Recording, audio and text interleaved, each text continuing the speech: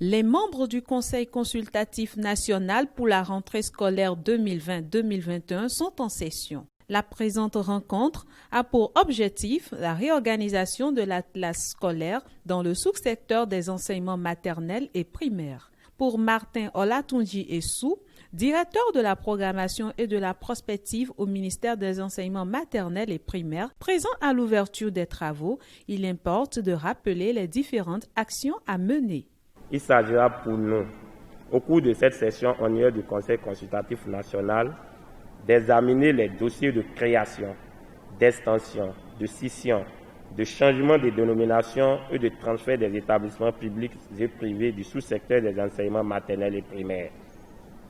Rappelons ici, en passant, qu'il ne s'agit pas des dossiers ayant déjà reçu l'approbation lors des sessions de conseils consultatifs départementaux tenues plus tôt cette année et compilés dans 6 différents cahiers qui serviront de support pour la présente session.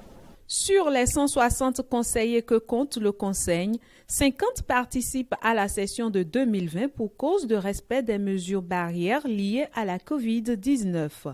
Selon le directeur de cabinet d'Ewanou Avodagbe, ces derniers se pencheront sur les dossiers en instance afin d'insuffler une nouvelle ère dans la qualité de l'offre éducative au Bénin.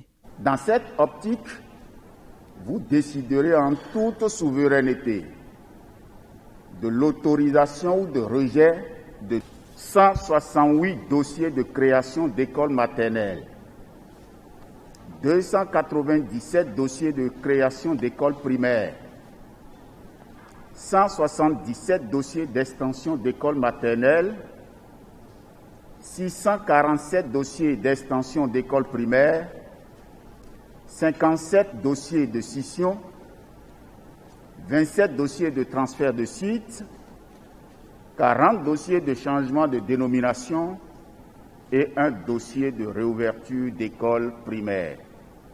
Les travaux préparatoires ayant tenu compte de l'ensemble des constatations effectives,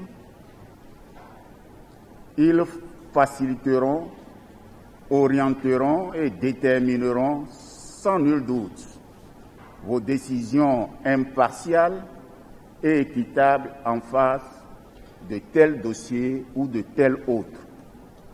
À ce propos, et pour éviter les pièges de l'anarchie et de l'arbitraire, je vous invite à vous conformer au contenu de l'arrêté numéro 185/MAMP/DC DPP/SP du 30 juillet 2009. Prévu pour durer 2 jours, les résultats des travaux du Conseil consultatif national pour la rentrée 2020-2021 sont attendus pour le jeudi 16 juillet.